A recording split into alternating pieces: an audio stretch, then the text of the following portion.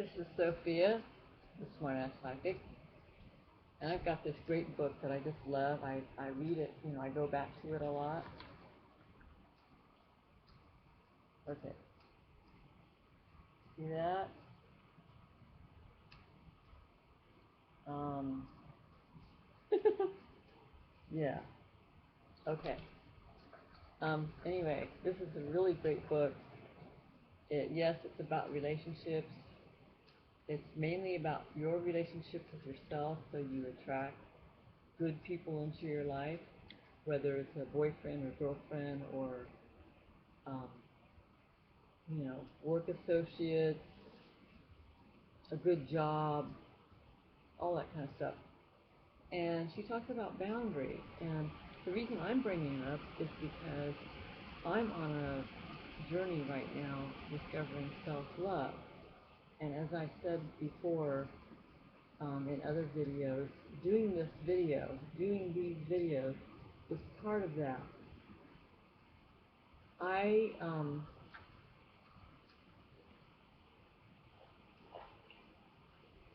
I want to have that self-love thing in place, because I believe that when I get that in place, so many other things will be taken care of. And one of the things that's basic to self-love is having boundaries around yourself, okay?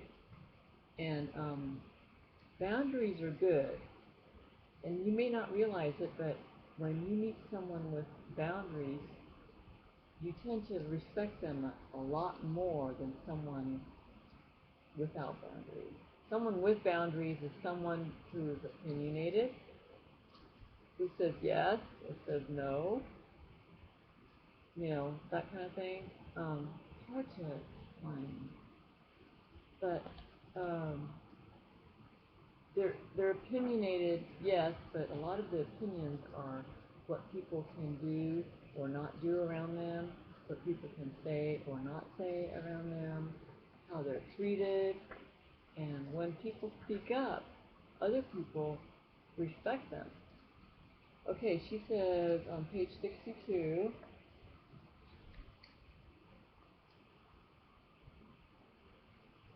a boundary is like a moat around a castle in that it is designed to protect you from unfriendly attackers. And we all know those people that we dread seeing at work or at school or the neighbor or, that sort of thing.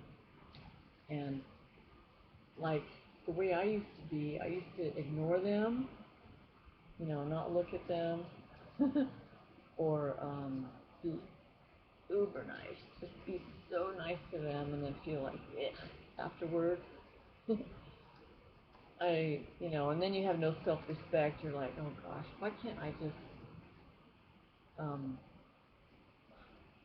anyway, why can't I hold my own with this person? Why do I let them intimidate me? Most people already have boundaries in place, even if they aren't aware of them. And you do have some boundaries, but you probably don't have enough. For example, most people have the boundary, people can't hit me. Okay? If someone hits them, they'll call the police and immediately end the relationship. Now, we know not everyone's like that. And the most likely scenario is a woman being abused by a man.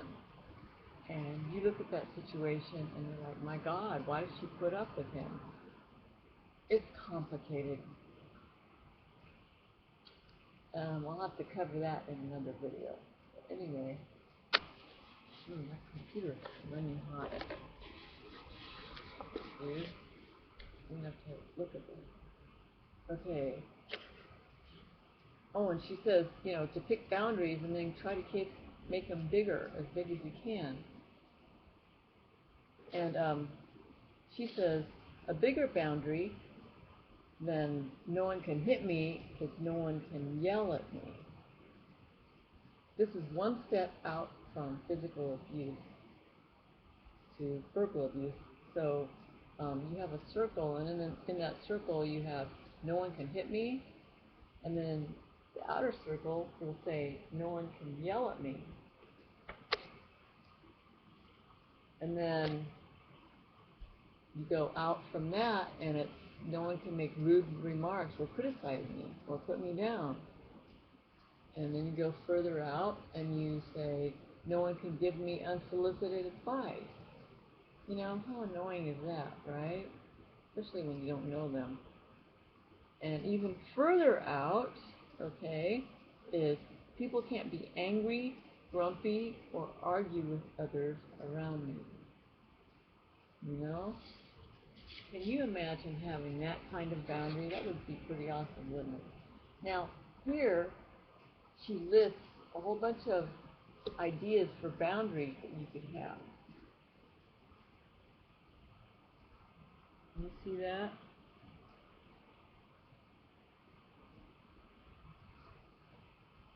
She has a whole bunch here.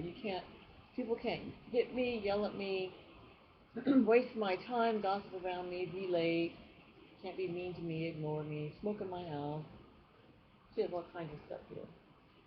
But this is a really good book. And then there's another part I wanted to show you. Yeah, and I bet you have this question: aren't boundaries controlling? You know, we want to be nice, we want to get along with people, right? Well, some people are concerned that having boundaries is about controlling others. This is a free country. Aren't people entitled to do what they want? Yes, for the most part they are. And you are entitled to choose whether or not to stick around, right? You know, I used to have these two girlfriends, I swear. I don't know why I had these two girlfriends, not just one, but two, that whenever I got on the phone with them, they would talk, and I'd be like, you know, yeah, but I wouldn't say, oh, I need to get off. See, that was back then, before I found out I have teeth. And not that I needed to use teeth on them, it's just that I needed to say, hey, I'd love to hear more, but you know what, I've got to go. And then whatever I need to do, you know, like I need to run the store, or I need to do a project that I promised myself, whatever, you know. You really don't need to make excuses. That's another thing. To me, it's kind of uh, part of boundaries is not making excuses for what you want. It's so important to speak up. You need to speak up because no one else is going to speak up for you. And even if they did, to me, that could get into a controlling thing, you know. You know, if you can imagine the woman married to the guy who's kind of retiring, he doesn't speak up for himself. He just kind of lets his wife go, oh, he doesn't want that, or oh, he doesn't have that day open next week, or whatever. You know, like she's being his mouthpiece, right? And we know people like that. Like, I knew this girl who had a best friend that when she would talk to people, the best friend, you know, would be with her and would always interrupt. And a lot of times, it's kind of funny, you know, a lot of times it was the other person would interrupt saying stuff that kind of made fun of the girl, you know. And so I kind of wonder what kind of relationship that was. But anyway, about boundaries, what do you think? Sit down with a piece of paper and write out your boundaries. Think of things that annoy you, that upset you, that depress you during the day. Think of people that you dread seeing or you're uncomfortable around, and try to think if it's because they are stepping on your toes and you're not taking care of your boundaries. So make yourself a list of people cannot do this, people can't say this, people can't waste my time, people can't borrow my stuff, people can't get in my desk drawer when I'm not there. You know, when you leave your cubicle, you don't want someone touching your stuff. You know, this is, and the thing is too, is you're going to have different boundaries than someone else. And if they make fun of your boundaries and think you're a little bit extreme, so what? Right? So what?